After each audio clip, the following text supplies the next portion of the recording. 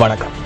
இணைந்திருப்பது இலங்கையின் முதல்தர செய்தி வழங்குகிற நியூஸ் ஃபர்ஸ்ட் இரவு 8 மணி பிரதான செய்தி அறிக்கையுடன் கொழும்பில் அமைந்துள்ள நியூஸ் ஃபர்ஸ்டின் பிரதான கழகத்திலிருந்து உங்களை சந்திக்கும் நான் ஜூனி சிந்துஜன். வணக்கம் கௌதமி. வணக்கம் சிந்துஜன். அனைவருக்கும் வணக்கம். சக்தி டிவி குளோபல் ஊடாக உங்களுடன் இணைந்திருக்கும் சர்வதேச நேயர்கள் அனைவரையும் சந்திப்பதில் மகிழ்ச்சி. உங்களுடன் இணைந்து கொள்ளும் நான் கௌதமி நந்தபாலா. முதலில் தலைப்புச் செய்திகள். ஐநா தீர்மானம் தொடர்பில் இலங்கை அரசின் செயற்பாடுகளில் வெளிப்படைத்தன்மை குறைவாக உள்ளதாக சர்வதேச மன்னிப்பு சபை குற்றச்சாட்டு. புதிய அரசியலமைப்பினால் நாட்டிற்கு பாதகம் ஏற்படாது என ஜனாதிபதியும் பிரதமரும் உறுதியளித்துள்ளனர். மல்வத் மகாநாயக்க தேரர் தெரிவிப்பு. இந்தியாவின் அகதி முகாம்களில் இருந்த இலங்கை பிரஜைகள் மீண்டும் தாயகத்திற்கு. தமிழக மற்றும் கர்நாடக மக்கள் அமைதி காக்க வேண்டும், பாரத பிரதமர் கோரிக்கை.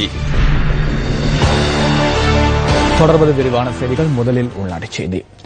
அடுத்த வருடத்திற்கான வரவு செலவு திட்டம் நவம்பர் மாதம் 10ஆம் திகதி பாராளுமன்றத்தில் சமர்ப்பிக்கப்பட உள்ளதாக அமைச்சரவை இணை பேச்சாளரான அமைச்சர் ராஜித சேனாரத்ன தெரிவித்தார். களுத்துறை பகுதியில் இடம்பெற்ற நிகழ்வு ஒன்றில் கலந்து கொண்டு உரையாற்றிய போதே அமைச்சர் இதனை குறிப்பிட்டார்.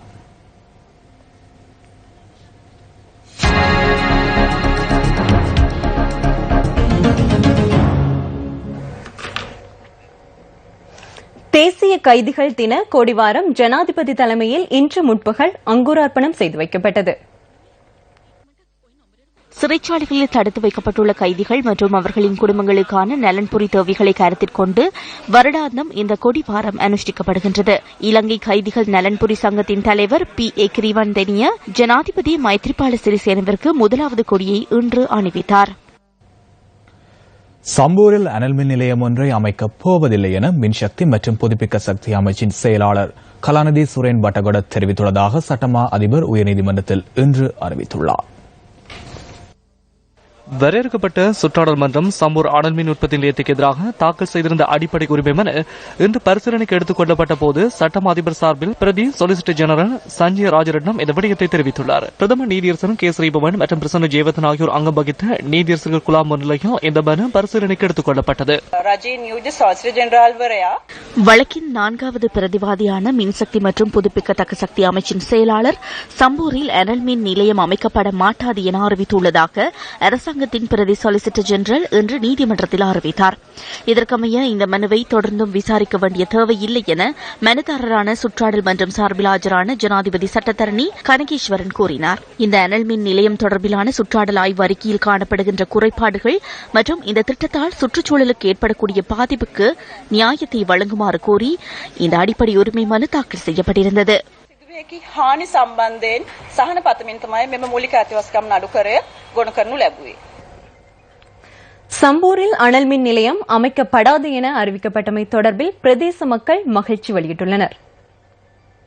இதற்கு நாங்கள் சுற்றாடல் மன்றத்துக்கு முதற்கண் நன்றியை தெரிவிக்க வேண்டியவர்களாக இருக்கின்றோம். இந்த அனல் மின் நிலைய செயற்பாடானது முற்றாக நிறுத்தப்பட்டுள்ளது. எமது மக்களுக்கு விழிப்புணர்வாக ஏற்படுத்துவதற்கு எமது இந்த சக்தி டிவியும் சக்தி வானொலியும் மிகவும் ஒரு உறுதுணையான ஒரு ஊடகமாக இருந்தமைக்கு முதற்கண் எமது சக்தி டிவிக்கும் சக்தி வானொலிக்கும் மீண்டும் மீண்டும் எமது மக்கள் சார்பில் நன்றியை தெரிவித்துக் கொள்கின்றோம். அதாவது எமது பிரதேசத்தின் சம்பந்தர் அவர்களுக்கோ அல்லது சுமந்திரன் அவர்களுக்கோ இதனை நிறுத்துவதற்கு எவ்வித அருகதையும் இல்லாதவர்களாக தான் நாங்கள் கருத வேண்டும். இவர்களால் எதுவித பயனும் இந்த அனல்மின் நிலைய இடைநிறுத்தத்துக்கு காரணமாக இருக்க முடியாது. சுற்றாடல் மன்றத்தின் செயற்பாடை இதற்கு ஒரு வழிவகுத்ததாக நாங்கள் கருதக்கூடியதாக இருக்கின்றோம். மக்கள் அதால வார வாழ்வாதார பிரச்சனைகள், கால்நடை பிரச்சனைகள், இன்னும் பல பல பிரச்சனைகள் சம்பந்தமாக மக்கள் கவலை அடைந்திருந்தனர். இப்ப சக்தி நிறுவனம் இது சம்பந்தமாக விழிப்புணர்வு மக்களுக்கு ஏற்படுத்தி அவ்வப்போது வெளியிட்டதால இப்ப மக்களுக்கு ஒரு தீர்வு ஒன்று கிடைச்சிருக்குது. சம்பூர் அனல் மின் நிலையம் நிறுத்தப்பட்ட வெற்றியானது எந்த ஒரு அரசியல் கட்சியோ அல்லது எந்த தனிப்பட்ட அரசியல்வாதிகளையோ அல்லது எந்த ஒரு தனிமகனையோ சாராது. இது மக்கள் சக்தி, நிச்சயமாக மக்களுடைய போராட்டமாக வெடித்திருந்தது. இந்த மக்களுடைய போராட்டத்தை எடுத்துச் சென்ற ஊடகங்கள் வரிசையிலே நாங்கள் சக்தியை மீண்டும் மீண்டும் குறிப்பிடுகின்றோம். வரையறுக்கப்பட்ட சுற்றாடல் மன்றத்தினருக்கு மக்கள் சார்பாக நாங்கள் மிகுந்த மகிழ்ச்சியை தெரிவித்துக் கொள்ளும் அதேவேளை இந்த செய்திகளை ஊடகங்கள் வாயிலாக வெளிக்கொண்டு பரப்பிய சக்தி டிவியினருக்கு களத்தில் நின்று போராடிய அந்த ஊடகவியலாளர்களுக்கு அனைவருக்கும் எமது மக்கள் சார்பாக நன்றிகளை தெரிவித்துக் கொள்கின்றோம். ஐக்கிய நாடுகள் மனித உரிமைகள் பேரவையில் நிறைவேற்றப்பட்ட தீர்மானத்திற்கு அமைய இலங்கை அரசின் செயற்பாடுகளில் முன்னேற்றம் காணப்படுகின்ற போதிலும் அவற்றில் வெளிப்படைத்தன்மை குறைவாக இருப்பதாக சர்வதேச மன்னிப்பு சபை குற்றம் சுமத்தியுள்ளது.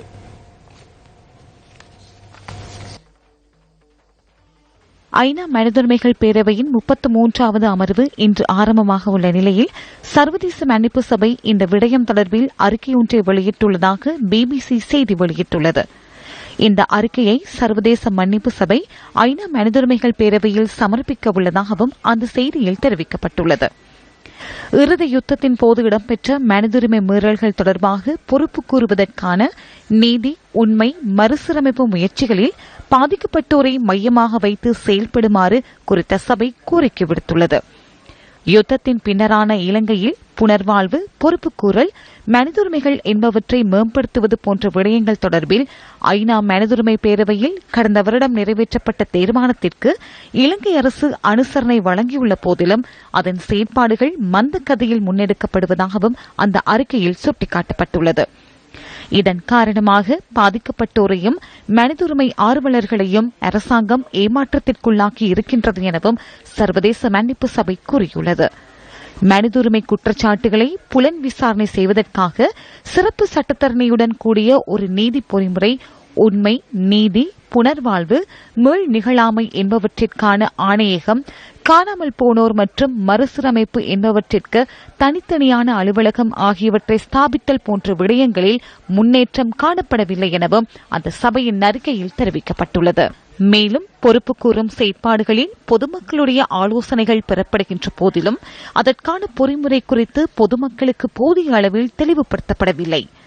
இந்நிலையில் பாதிக்கப்பட்டவர்கள் நம்பிக்கையோடும் பாதுகாப்புடனும் இந்த பொறிமுறையில் பங்கேற்பதற்குரிய செயல்திறன் மிக்க பாதுகாப்பு ஏற்பாடுகள் முன்னெடுக்கப்பட வேண்டும் என அறிக்கையில் குறிப்பிடப்பட்டுள்ளது. காணாமல் போனோர் தொடர்பாக நிறுவப்படவுள்ள அலுவலகத்தின் செயற்பாடுகள் மற்றும் விசாரணைகளில் வெளிப்படைத்தன்மை பேணப்பட வேண்டும். இது தொடர்பான விரிவான வரைவிலக்கணம், இந்த அலுவலகத்தின் விசாரணையாளர்களுக்குரிய அதிகாரங்கள், பாதிக்கப்பட்டவர்கள் சாட்சியாளர்களின் பாதுகாப்புக்கான ஒரு பிரிவு, காணாமல் போனோர் தொடர்பிலான சான்றிதழ், மீள் நிகழாமை குறித்த உத்தரவாதம் போன்றவை தொடர்பிலான இந்த அலுவலகத்தின் செயற்பாடுகள் தெளிவுபடுத்தப்பட வேண்டியது அவசியமாகின்றது. பயங்கரவாத தடை சட்டத்தை நீக்கி பொதுமக்கள் பாதுகாப்பு சட்டத்தை மறுசீரமைக்க வேண்டும். 5 மாணவர்கள் கடத்தி கொலை, தொண்டு நிறுவன பணியாளர்கள் 17 பேர் கொலை, மனித உரிமை செயற்பாட்டாளர்கள் கடத்தல், ஊடகவியலாளர்கள் கொலை போன்ற முக்கியமான மனித உரிமை மீறல் வழக்குகளில் விசாரணைகள் துரிதப்படுத்தப்பட வேண்டும். ஊடகவியலாளர்களின் பாதுகாப்பு உறுதிப்படுத்தப்பட வேண்டும் போன்ற விடயங்களையும் சர்வதேச மன்னிப்பு சபை தனது அறிக்கையில் பரிந்துரைத்துள்ளதாகவும் பிபிசி செய்தி வெளியிட்டுள்ளது. புதிய அரசியல் கட்சி தொடர்பில் வெளியிடப்படுகின்ற கருத்துக்களுக்கு ஸ்ரீலங்கா சுதந்திர கட்சியின் பொதுச் செயலாளர் அமைச்சர் துமிந்த திசாநாயக்கா கண்டியில் இன்று பதிலளித்தார். ஸ்ரீலங்கா நிதாஸ் பாக்ஷிகோ නෙමෙයි ஸ்ரீலங்கா சுதந்திர கட்சி உறுப்பினர்கள் அல்ல. எனினும் ஸ்ரீலங்கா சுதந்திர கட்சியை பயன்படுத்தி வெற்றியீட்டிய சிலரை ஸ்ரீலங்கா சுதந்திர கட்சியின் ஒரு சில விடயங்கள் குறித்து கருத்து வெளியிடுகின்றனர். ஒருங்கிணைந்த எதிர்க்கட்சியினர் முறையாக செயற்படுவதற்கு அரசியல் கட்சி ஒன்று அவசியம். நான் அறிந்த வகையில் இதுவரை அவர்கள் கட்சி ஒன்றை ஸ்தாபிக்கவில்லை. பலர் கட்சியுடன் இணைந்து செயற்பட வேண்டும் என விரும்புகின்றனர். எனினும் தனிப்பட்ட ரீதியில் மாறுபட்ட நிகழ்ச்சி நிரலை கொண்டு வந்துள்ளவர்களே புதிய கட்சி ஒன்றை உருவாக்குவது தொடர்பில் கதைக்கின்றனர். நியாய பத்திரයක් තියෙන උදවිය තමයි අලුත් පක්ෂයක් හදන ගැන කතා කරන්නේ. ஒருங்கிணைந்த எதிர்க்கட்சியின் உறுப்பினர்கள் அரசாங்கத்துடன் இணையும் சாத்தியம் உள்ளதா என ஊடகவியலாளர்கள் இதன் போது வினவினர். ஸ்ரீலங்கா நிதாஸ் பக்ஷின் ஸ்ரீலங்கா சுதந்திர கட்சியில் இருக்கும் எவர் வேண்டுமானாலும் ஜனாதிபதியை சந்திக்க முடியும். அவர்கள் ஸ்ரீலங்கா சுதந்திர கட்சியுடன் இணைவதில் எவ்வித தடையும் இல்லை. அவர்கள் அன்றும் ஜனாதிபதியை சந்தித்தனர், இன்றும் ஜனாதிபதியை சந்திக்கின்றனர். அவர்கள் கட்சியுடன் இணைந்து செயற்பட முடியும். හම්බෙනවා ඉදිරියේදීත් ජනාධිපතිතුමත් එක්ක එයාට කටයුතු කරන්න සහ පක්ෂෙත් එක්ක කටයුතු කරන්න පුළුවන්කම තියෙනවා. உத்தேச புதிய அரசியலமைப்பினால் நாட்டிற்கு பாதகமான சூழல் ஏற்படாது என ஜனாதிபதியும் பிரதமரும் உறுதியளித்துள்ளதாக மல்வத்து பீடத்தின் மகாநாயகர் திப்பட்டுவாவை ஸ்ரீ சுமங்கல தேரர் இன்று தெரிவித்துள்ளார். உத்தேச அரசியலமைப்பு திருத்தம் தொடர்பில் தமது நிலைப்பாட்டினை தெளிவுபடுத்துவதற்காக தேசிய சுதந்திர முன்னணியின் தலைவர் விமல் வீரவங்ச இன்று மகாநாயக்க தேரரை சந்தித்தார். தற்போது தயாரித்து வருகின்றனர். அரசியலமைப்பு தனியாக தயாரிக்கப்பட்டிருக்கலாம் என நான் நம்புகின்றேன். லால் விஜயநாயக்க குழுவே மக்களின் கருத்துக்களை கேட்டறிந்தது. அதில் பரிந்துரை உள்ளது. புத்த சமயத்திற்கான முன்னுரிமையை நீக்குமாறு அவர்கள் பரிந்துரை செய்துள்ளனர்.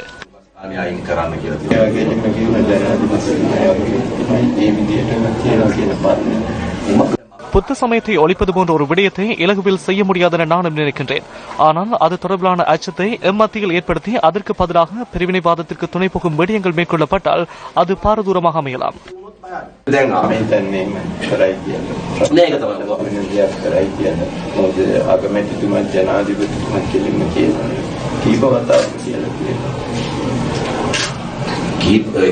அவர்கள் கூறியிருந்தாலும் ஜெனீவாவில் ஏற்படுத்திக் கொள்ளப்பட்ட இணக்கப்பாட்டிற்கு அமையவே இந்த நடவடிக்கைகள் இடம்பெறுகின்றன. அரசியலமைப்பும் அதன் விளைவே. விசேட நீதிமன்றங்களை அமைத்து போர்க்குற்றங்கள் குறித்து விசாரிக்க முயல்கின்றனர்.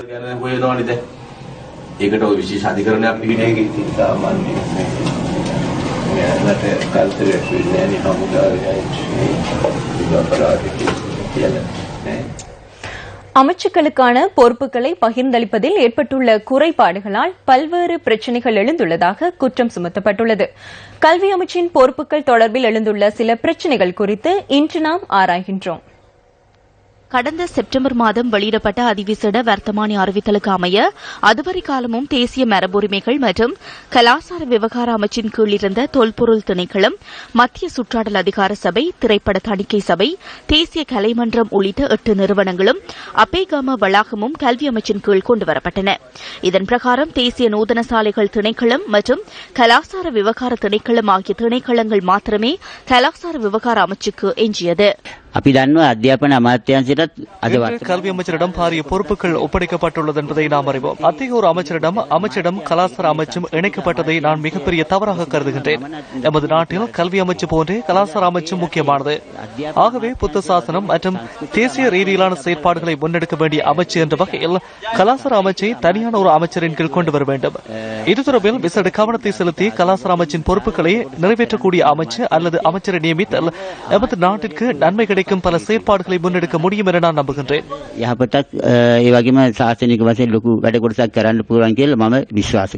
அமைச்சுக்களுக்கான பொறுப்புகள் பகிரப்பட்டதில் காணப்படுகின்ற குளறுபடிகள் தொடர்பில் அண்மையில் பல்வேறு தரப்பினரும் கருத்து வெளியிட்டிருந்தனர்.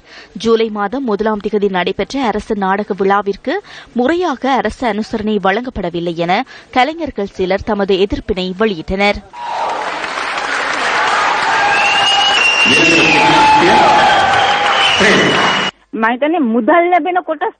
நிதி கிடைக்கும் அனைத்து பிரிவுகளையும் கல்வி அமைச்சுடன் இணைத்துள்ளதாக நான் நினைக்கின்றேன். அந்த 6% நிரப்பிக்கொள்ள முயன்றார்களோ என்ற சந்தேகம் எழுகின்றது. நாம் கலாசார அமைச்சுக்கு செல்லவே பழகியுள்ளோம். பிரதேச ரீதியில் உதவி தேவைப்படுகின்ற போது நாம் கலாசார அமைச்சுக்கு செல்கின்றோம். தற்போது நாம் நாடகங்கள் தொடர்பில் கதைக்கவும் கல்வி அமைச்சுக்கு செல்ல வேண்டியுள்ளது.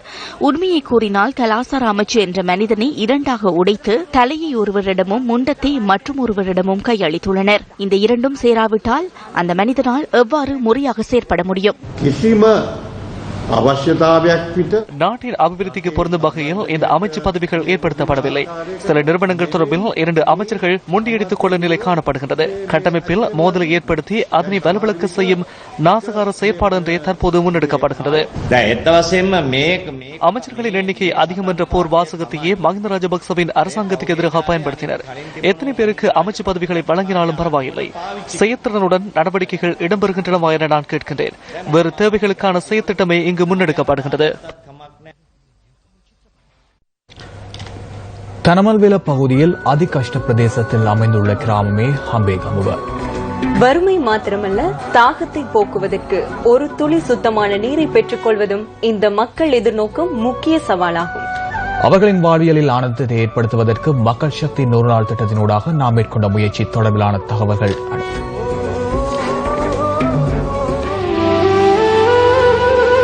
வருடத்தின் பெரும்பகுதி ஹம்பேகமுவை மக்களை வறட்சியால் வாட்டுகிறது.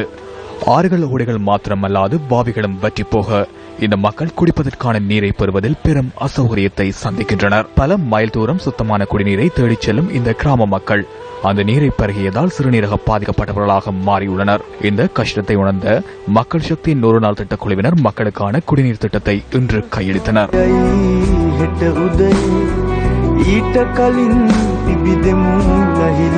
குடிநீரின்றியும் வறுமைக்கும் மத்தியிலும் கல்வி தாகத்தை தணிப்பதற்காக ஹம்பேகமுவ பாடசாலைக்கு சென்ற இந்த பிள்ளைகள் எம்மை மகிழ்ச்சியோடு இன்று வரவேற்றனர்.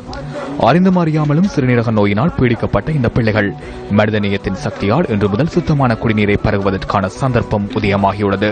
நியூஸ் ஃபர்ஸ்ட் மக்கள் சக்தி 100 நாள் திட்டத்துடன் கைகோர்த்த மெல்பர்ன் நிறுவனம் இந்த சிறுவர்களுக்கு சுத்தமான குடிநீரை வழங்குவதற்காக ஸ்தாபிக்கப்பட்ட கட்டமைப்பை இன்று கையளித்தது.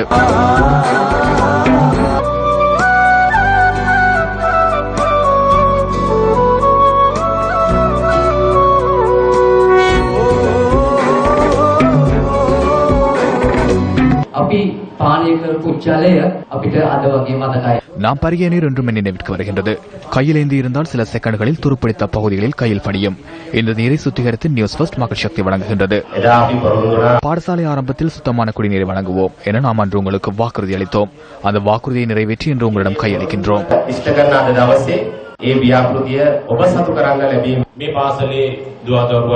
இந்த பாடசாலையின் மாணவருடைய பிரச்சினைக்கு தீர்வாக நாம் மற்றும் ஒரு உபகரணத்தையும் இங்கு பொருத்துவோம் என உறுதியளிக்கின்றேன். சிரச 100 நாள் திட்டத்தின் தொடர்ச்சியுடன் மெல்பர்ன் பால் நிறுவனத்தையும் இணைத்துக் கொள்ளுங்கள். பொருளாதார சிரமத்திற்கும் மத்தியில் வாழும் பிள்ளைகளின் பெற்றோருக்கு இதன்போது பசுக்கள் இலவசமாக வழங்கப்பட்டன. இறைச்சிக்காக வெட்டப்படவிருந்த பசுக்கள் மீட்கப்பட்டு இவ்வாறு கையளிக்கப்பட்டன.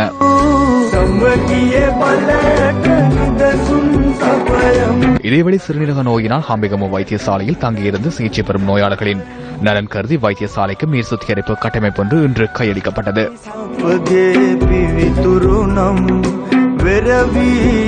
மக்களுக்காக மக்களுடன் இணைந்து முன்னெடுக்கப்படுகின்ற மக்கள் சக்தி 100 நாள் திட்டத்தின் கீழ் முன்னெடுக்கப்படுகின்ற மேலும் பல நலன்புரி திட்டங்கள் விரைவில் மக்களிடம் கையளிக்கப்பட உள்ளன. காவிரி நதிநீர் பிரச்சினையில் கர்நாடகா மற்றும் தமிழக மக்கள் அமைதி காக்க வேண்டும் என இந்திய பிரதமர் நரேந்திர மோடி வேண்டுகோள் விடுத்துள்ளார். இதேவேளை ஊரடங்கு உத்தரவால் பெங்களூரில் அமைதிச் சூழல் நிலவுவதுடன் பாதுகாப்பு நடவடிக்கைகள் தீவிரப்படுத்தப்பட்டுள்ளன. இந்த நிலையில் உச்சநீதிமன்ற தீர்ப்பை கர்நாடகா மதிக்கும் எனவும் காவிரி பிரச்சினையில் கர்நாடகாவுக்கு தொடர்ந்தும் அநீதி இழைக்கப்படுவதாகவும் அமைச்சரவை கூட்டத்தின் பின்னர் கர்நாடக முதலமைச்சர் சித்ராமையா தெரிவித்ததாக தமிழகத்திலிருந்து ஊடகவியலாளர் தியாகச்செம்மல் நியூஸ் ஃபர்ஸ்டுக்கு கருத்து வெளியிட்டார். கர்நாடக அமைச்சரவை இன்று கூடி விரிவாக விவாதித்திருந்தது. அந்த அமைச்சரவை முடிவின்படி உச்சநீதிமன்றம் அளித்திருக்கக்கூடிய தீர்ப்பை அப்படியே பின்பற்றுவது என்றும் அதன்படி தமிழகத்திற்கு முறையாக தண்ணீர் திறந்து விடுவது என்றும் உறுதியளிக்கப்பட்டிருக்கிறது. இதன் பின்பு செய்தியாளர்கள் சந்தித்த கர்நாடக முதலமைச்சர் சித்தராமையா உச்சநீதிமன்ற வழிகாட்டுதலின்படி தமிழகத்திற்கு தண்ணீர் திறந்து விடப்படும் என்று உறுதியளித்தார். காவிரி விவகாரத்தில் தொடர்ந்து கர்நாடகத்திற்கு அநீதி விலகப்படுகிறது என்று அவர் ஒரு தகவலையும் தெரிவித்தார்.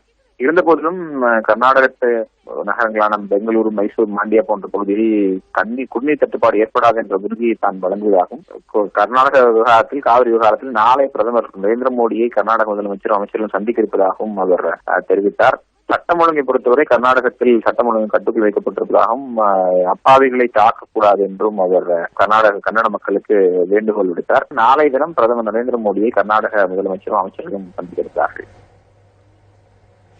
யாழ் ஊடக அமையத்தில் இன்று நடைபெற்ற ஊடகவியலாளர் சந்திப்பில் காவிரி நீர் விநியோக பிரச்சினை தொடர்பில் கருத்து தெரிவிக்கப்பட்டது. இந்த தமிழ் மக்களை கர்நாடகத்தில் காப்பாற்றுவதற்கு தேவையான நடவடிக்கைகள் எடுக்குமாறும் அதேபோல மாண்புமிகு தமிழக முதலமைச்சர் அவர்கள் இந்திய மத்திய அரசை வலியுறுத்தி அதற்கான ஏற்பாடுகளை செய்ய வேண்டும். அதேபோல தமிழ்நாட்டில் இருக்கக்கூடிய கர்நாடக மக்களுக்கும் கன்னட மக்களுக்கும் பாதுகாப்பு வழங்க வேண்டும் என்ற கோரிக்கையை நாங்கள் வைத்திருக்கிறோம். ஆகவே இது சம்பந்தமாக வடக்கினுடைய முதலமைச்சர் மாண்புமிகு முதலமைச்சர் அவர்களையும் அதேபோல கட்சிகளையும் நாங்கள் வேண்டுகோள் விட்டு மேலதிக நடவடிக்கைகள் எடுக்க வேண்டிய சூழ்நிலையை பற்றியும் நாங்கள் வலியுறுத்துவோம். இந்த வகையிலே எங்களுடைய ஈழத்தமிழ் மக்கள், இலங்கையில் இருக்கக்கூடிய தமிழ் மக்கள் எங்களுக்கு அநீதிகள் இழைக்கப்பட்ட பொழுது கர்நாடகத்திலிருந்து பெங்களூர் தமிழ்ச் சங்கம் உரக்க குரல் கொடுத்திருந்தது. ஆகவே தொப்புள் கொடியோடான எங்களுடைய மக்கள் பாதிக்கப்படுவதை நாங்கள் பார்த்து கொண்டிருக்க முடியாது. சுமநிலைமையை கொண்டு வருவதற்கு ஈழத்தமிழ் மக்கள் உரத்து குரல் கொடுக்க வேண்டும். மாண்புமிகு முதலமைச்சர் அவர்கள் இந்திய பிரதமருக்கும் 2 மாநிலங்களுடைய முதலமைச்சர்களுக்கும் வேண்டுகோள் விடுத்து தன்னாலான அனைத்தையும் செய்வார் என்ற நம்பிக்கை எங்களுக்கு இருக்கிறது.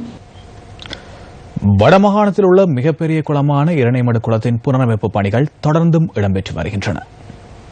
வடமாகாண சபையின் உள்ளூராட்சி மன்றங்கள் மற்றும் மாகாண சபைகள் அமைச்சின் கீழ் 17.08 மில்லியன் அமெரிக்க டாலர்கள் செலவில் இரணைமடு குளத்தை புனரமைக்கும் பணிகள் 2015 ஆண்டு ஆகஸ்ட் மாதம் 24ஆம் தேதி ஆரம்பிக்கப்பட்டது. புனரமைப்பு பணிகளை அடுத்த வருடத்துக்குள் நிறைவு செய்வதற்கு திட்டமிடப்பட்டுள்ளது. குளத்தின் நிர்மாண பணிகளுக்கான நிதியை ஆசிய அபிவிருத்தி வங்கியும் இலங்கை அரசாங்கமும் வழங்குகிறது. கிளிநொச்சி மாவட்ட விவசாய குடும்பங்களின் வருமானத்தை மேம்படுத்தி வறுமையை ஒழிப்பது மற்றும் சுற்றுச்சூழலின் நிலைபெற தன்மையை பாதுகாக்கும் வகையிலும் இந்த திட்டம் முன்னெடுக்கப்படுகிறது. இரணைமடு குளத்தின் நீரை பயன்படுத்தி சுமார் 9,000 விவசாய குடும்பங்கள் நெற்றிகையில் ஈடுபடுகின்றமை குறிப்பிடத்தக்கதாகும். பல்வேறு பிரிவுகளின் கீழ் முன்னெடுக்கப்படுகின்ற குளத்தின் புனரமைப்பு பணிகளில் குளத்தின் அணைக்கட்டு வேலைகள் தாமதமடைந்துள்ளதாக கிளிநொச்சி விவசாயிகள் தெரிவிக்கின்றனர். அணைக்கட்டிற்கான மண்ணை குளத்திலிருந்து அகழ்வதற்கு வன இலாகா திணைக்களமும் கனியவள திணைக்களமும் அனுமதி வழங்காமையால் இந்த நிலை ஏற்பட்டுள்ளதாகவும் விவசாயிகள் சுட்டிக்காட்டுகின்றனர். குளத்தின் அபிவிருத்தி பணிகளுக்காக இந்த வருட சிறுபோக நெற்றிகையை முற்றாக அர்ப்பணித்த சுமார் 9,000 குடும்பங்களைச் சேர்ந்த விவசாயிகள் அடுத்த வருடத்திற்கான வாழ்வாதாரமும் பாதித்து விடுமோ என்ற அச்சத்தில் இருக்கின்றார்கள். இரணைமடு குளத்தின் அபிவிருத்தி திட்ட முன்னேற்றம் தொடர்பான கலந்துரையாடல் இரணைமடு அபிவிருத்தி திட்ட அலுவலக வளாகத்தில் நேற்று கிளிநொச்சியில் நடைபெற்றது. வடமாகாண முதலமைச்சர் சி.வி. விக்னேஸ்வரன், மாகாண அமைச்சர்கள், எதிர்க்கட்சித் தலைவர் தவராசா மற்றும் மாகாண சபை உறுப்பினர்கள், நீர்ப்பாசன பொறியியலாளர்கள், விவசாய அமைப்புகளின் பிரதிநிதிகளின் பங்கு பெற்றுதலில் இந்த கலந்துரையாடல் நடைபெற்றது. இரணைமடு குளத்திலிருந்து மண் அகழ்ந்து குளக்கட்டு புனரமைக்கப்படும் விதம் தொடர்பில் இரணைமடு திட்டத்தின் ஆலோசகர் சிவசண்முகநாதன் இதன்போது விளக்கம் அளித்தார். அணைக்கட்டை திருத்தறதுக்கு தேவையான மண்ணின் கன அளவு 2 லட்சம் கனமீட்டர். நீங்கள் தந்திருக்கிற இந்த படத்தின் பிரகாரம் நீங்கள் இந்த ஏரியாக்கெல்லாம் இப்ப மண் எடுக்கிறீங்க. இந்த மண் உண்மையிலேயே முதல் தரமான மண் இல்லை. நாங்கள் 100 ஆண்டு தரமிக்க கட்டணம் சொல்லி முந்தைய பாரதிய அடிக்கடி சொல்ல 100 வருடங்கள் பலமிக்க கட்டான கட்டுறோம்னு சொல்லி போட்டு இதுக்கு மிக தரமான மண்ணை நீங்கள் அடையாளப்படுத்தி காட்டியிருக்கிறீங்க. இப்ப இன்றைக்கு மண் எடுத்துக்கின்ற ஏரியாக்கள் இதுகள் நல்ல மண் இருக்கு, கூடாத மண் இருக்குது. அப்ப நல்ல மண்ணை பார்த்து தான் எடுக்கலாம். வெள்ளக்களை வாரதாவது எங்களுக்கு சொல்லினோம். 70 மார்க்ஸ் எடுக்கிறவனும் ஏதான், 98, 95 மார்க்ஸ் எடுக்கிறவனும் ஏதான் சார். ஆனால் நாங்கள் அதுக்காக வேண்டி 70 மார்க்ஸ் எடுத்து அந்த மண்ணை எடுத்து போட்டுறோம் நினைக்கப்படாது. 100 வருஷம் எங்கடா கட்டு தாமதத்தால அடுத்த சிறுபோகத்துக்கும் வைத்த கட்டங்கோன்னு சொல்ற ஒரு கட்டத்துக்கு இப்ப சாதுவாக வந்துச்சு. ஆனா அது தனியா வயிற்ற கட்டுற விஷயம் மட்டுமில்ல சார். இங்க கிணறுகள்ல தண்ணி இல்லாம போகும், பட்டினி வரும். இந்த குளத்துல மீன் பிடிச்சு கொண்டிருக்கிற ஆக்களுக்கு அவையிலும் பட்டினியில விரும்பினம் கால்நடைகள் சாக போகுது. இதுக்கு ஏதாவது ஒரு மாற்று திட்டம் அல்லது நிவாரணம் அப்படியான ஒரு இதை இந்த தாமதத்துக்கு யாரு மத்திய அரசாங்கம் பொறுப்போ அல்லது இந்த நிறுவனம் பொறுப்போ அவர்களுக்கு பொறுப்பு. இதை தாமதப்படுத்தினது மாற்று திட்டம் எங்களுக்கு வேண்டாம். நீரே தேவை, காலபோகம் நீரே தேவை. நம்புறோம். அதுல வறட்சி காலத்தில் என்ன நடவடிக்கை எடுத்தோமோ அந்த நடவடிக்கையில் ஒருவேளை எடுக்க வேண்டிய அவசியம் எங்களுக்கு ஏற்பட போகுது.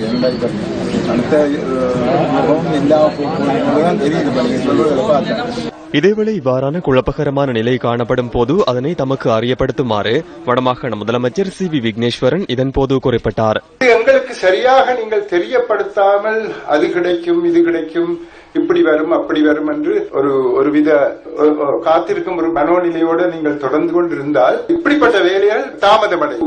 உயர்மட்ட குழு ஒன்று நாங்கள் நியமிக்க பார்க்கின்றோம். அதுக்கு முதல் நீங்கள் வேண்டுமென்றால் நேரடியாக என்னிடமே தெரியப்படுத்துங்கள். மாண்புமிகு ஜனாதிபதி அவர்களுடன் இப்போ 3 நாளைக்கு முதல் இதை பற்றி தான் குறிப்பிட்டேன். ஏதோ நடந்திருக்கு என தெரியாது, அவர் என்ன செய்திருக்காரு. உங்களுக்கு இப்ப மண் கிடைச்சது நன்றி, அவருக்கு நன்றி கூற கடமைப்பட்டுள்ளோம். இந்த கலந்துரையாடலை அடுத்து இரணைமடு அபிவிருத்தி பணிகள் இடம்பெறும் பகுதிக்கு சென்ற முதலமைச்சர் உள்ளிட்ட குழுவினர் அபிவிருத்தி திட்ட பணிகளை பார்வையிட்டனர். வவுனியா மாவட்ட விவசாயிகளுக்கு விவசாய உபகரணங்களை கையளிக்கும் நிகழ்வு இன்று இடம்பெற்றது. ஏனைய மாகாணங்களில் எந்த விதமான செயற்பாடுகளும் நடைபெறவில்லையா? அல்லது ஏனைய மாகாணங்களில் இந்த நிதி வந்து திரும்பி போகின்ற பிரச்சனைகள் இல்லையா? நிச்சயமாக நான் அடித்து சொல்லுவேன், மற்ற எல்லா மாகாணங்களையும் விட மிக கூடுதலான வினைத்திறனோட இயங்குகின்ற ஒரு மாகாணமாகத்தான் வடக்கு மாகாணம் இருக்கின்றது. இதில் எந்த விதமான மாற்று கருத்துக்கும் இடமில்லை. நீங்கள் புள்ளி விவரங்களை எடுத்து பார்த்தீர்கள் என்று சொன்னால் தெரியும். வட்டுக்கோட்டையில் உள்ள தென்னிந்திய திருச்சபை பேராயத்தில் நேற்று நடைபெற்ற ஊடகவியலாளர் சந்திப்பில் பேராயர் கலாநிதி டேனியல் எஸ் தியாகராஜா கலந்து கொண்டு கருத்து தெரிவித்தார். ஜெனீவாவில் இலங்கை தொடர்பான பிரேரணை சமர்ப்பிக்கப்பட உள்ள நிலையில் அதனை திசை திருப்பும் வகையில் உடுவில் மகளிர் கல்லூரியின் இந்த பிரச்சினை உருவாக்கப்பட்டுள்ளதா என ஊடகவியலாளர்கள் இதன்போது கேள்வி எழுப்பினர். ஐநா சபையில போர்ல சம்பந்தப்பட்டதுக்கும் உடுவிலுக்கும் என்ன தொடர்பு? உடுவில் என்ன யுத்தம் காரணமாக நாட்டிலிருந்து வெளியேறி இந்தியாவில் தஞ்சமடைந்தவர்களில் சுமார் 90 பேர் இன்று தாயகம் திரும்பியுள்ளனர். ஐக்கிய நாடுகளின் அகதிகளுக்கான உயர்ஸ்தானிகர் ஆலயத்தின் வசதிப்படுத்தலின் கீழ் இவர்கள் தாயகம் திரும்பியுள்ளதாக மீள்குடியேற்ற அமைச்சு குறிப்பிட்டுள்ளது. 45 ஆண்களும் 45 பெண்களும் தங்களின் சுய விருப்பின் பேரில் நாடு திரும்பியுள்ளனர். திருச்சியிலிருந்து 54 அகதிகள் இலங்கை விமான சேவைக்கு சொந்தமான UL 132 இலக்க விமானத்தில் இன்று முற்பகல் நாடு திரும்பியுள்ளனர். இதேவேளை 36 அகதிகள் சென்னையிலிருந்து UL 122 இலக்க விமானத்தினூடாக இன்று நண்பகல் நாட்டிற்கு வருகை தந்தனர். நாடு திரும்பியுள்ள அகதிகளுக்கான இலவச விமான பயணச்சீட்டு வழங்கப்பட்டுள்ளதுடன் வாழ்வாதாரத்திற்கான தேவையான ஆரம்ப கொடுப்பனவு வழங்கப்படுவதாக மீள்குடியேற்ற அமைச்சு தெரிவித்துள்ளது. அவர்கள் தங்களுடைய பிரதேசங்களில் போய் 1 லட்சம் ரூபாய் பெறுமதியான வாழ்வாதாரத்தை பெற்றுக்கொள்ளக்கூடிய வாய்ப்பு அவர்களுக்கு உண்டு. அவர்கள் பிரதேச செயலகங்களில் தங்களை பதிவு செய்து கொள்ள வேண்டும். மாவட்ட செயலாளரின் ஊடாக நிதி வழங்கப்பட்டுள்ளது.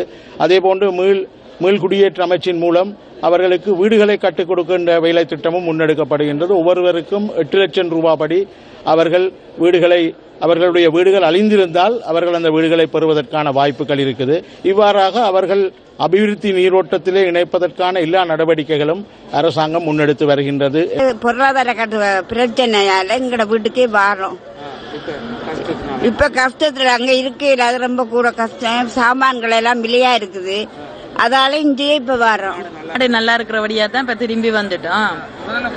முதல்ல போகும்போது நம்ம நாட்டுல சண்டையா இருந்தது. இப்ப நல்ல மாதிரி இருக்கு. அதால அங்க இருக்கு 26 வருஷம் ஆகுது நாங்க போய் இனி இனி உதவி செஞ்சாதான் நம்ம இப்படின்றது நல்ல மாதிரி இருக்க முடியும்.